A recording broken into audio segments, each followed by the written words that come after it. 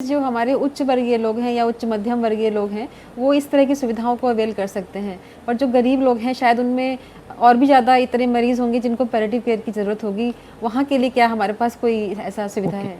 ना, जो गरीब गुरबा है उसका सबसे पहले तो ये एक सोशल और कल्चरल ये है कि अब ये जाने वाला है, इसको जाने दो। जाने दो। और वो चीख चीख के घर में मरते हैं जी। वो चीख चीख के घर में मरते हैं जी। और जिसको किसी को पता चल जाता है कि भाई हाँ यहाँ पे सेंटर है, तो हमने 1/3 ऑफ आवर बेड कैपेसिटी, अच्छा।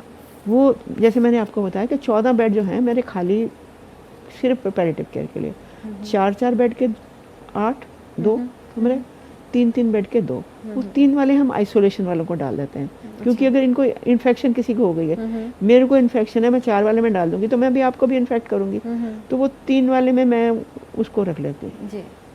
अटेंडेंट हम 24 घंटे देते हैं, अटेंडेंट बेड हम 24 घंटे देते हैं। जनरल वार्ड में कोई अटेंडेंट बेड नहीं देता, हम अटेंडेंट बेड भी देते हैं।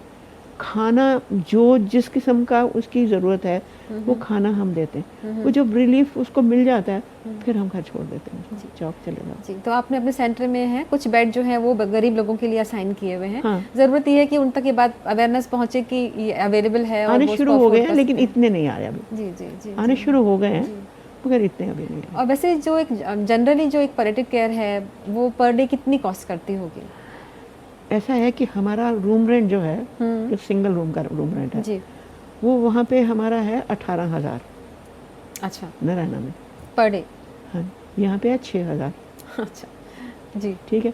और फिर नीचे जाते हैं तो 4,000, फिर उसके नीचे जाते हैं तो 3,000 के 2,000 जनरल वार्ड का हम ले रहे थे।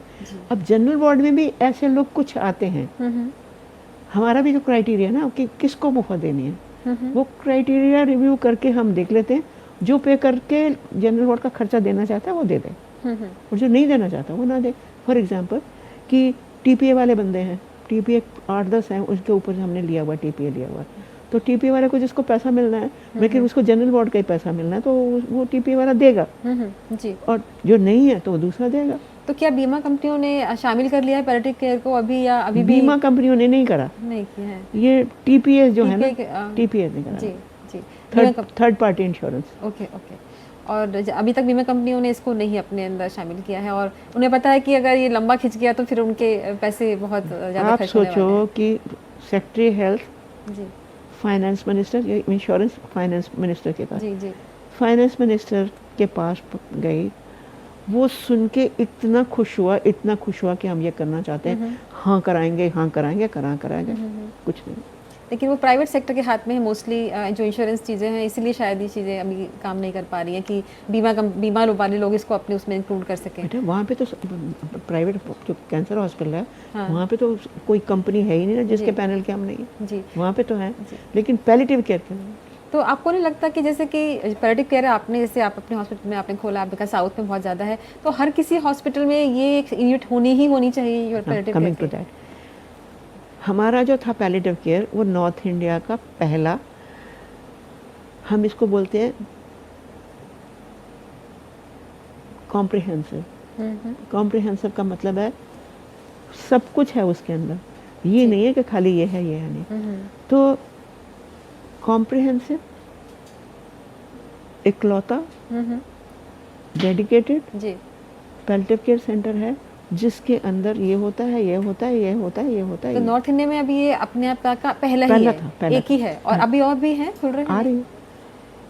अब एक Indian association of palliative care है, जी, ठीक है, तो उसके अंदर हम मेंबर बन गए। अब मेंबर बन गए तो कंपटीशन शुरू कि ये इसके पास है तो मेरे पास क्यों नहीं है। तो सबसे पहले राजीव गांधी ने अपने अस्पताल के अंदर ही पैलिएटिव केयर का यूनिट बनाया, जी, फिर मैक्स ने बनाया, फिर फलाने ने बनाया, फिर ढिंगे ने बनाया, वो करा के इतनी देर तक पास भी होने शुरू हो गए, एमडी वाले पे पास होने शुरू हो गए, डीएनबी वाले पास होने, तो पहले अवेलेबिलिटी नहीं थी ना स्टाफ जो पैलिएटिव केयर कर सकता, वो करके अब सब अस्पताल ने अपने यहाँ पे एक यूनिट खोल लिया। यूनिट तो उन्होंने खोल लिया, लेकिन जो पैलिएटिव केयर के स्पेशलिस्ट वहाँ पे बैठे हैं, जब हम मिलते हैं उन सब के साथ, हमारी मीटिंगें होती रहती हैं, सब यूँ करते हैं, रेफर नहीं करते, इसके पीछे क्या कारण है कि हम लोग आते नहीं हैं पैलिएटिव केयर के लिए? इसके पीछे क्या कारण है? लोग थोड़ी आएंगे पैलिएटिव केयर के लिए, जी। You have to refer the patient to the palliative care. So doctors का बेसिकली इन्वॉल्वमेंट ज़्यादा हाँ जरूरी हाँ, वो नहीं रेफर करते। है। अब हमारी एक मीटिंग हो रही है, उसके अंदर गंगाराम वालों ने मीटिंग करी है जी पैलिएटिव केयर के ऊपर, जी तो मुझे पैनलिस्ट करके बुलाया, सब कुछ करा। जी तो एक ऑन्कोलॉजिस्ट उठता कहता हमें भी तो पैलिएटिव केयर सिखाई जाती है, क्यों भेजें, ओके क्यों भेजें? तो जो गंगाराम के दो बंदे थे वो मेरी आंखों में आंखें डाल के देखते, मैं भी उसकी आंखों में डालती। तो मैंने उठ के बोला कि आप सिर्फ फिजिकल एस्पेक्ट देखते हो, बिल्कुल आप इमोशनल एस्पेक्ट नहीं देखते, आप साइकोलॉजिकल नहीं देखते, आप सोशल नहीं देखते, आप फाइनेंशियल नहीं देखते, आप स्पिरिचुअल नहीं देखते। इन लोगों को और इनकी फैमिलीज को इन सब की ज़रूरत है।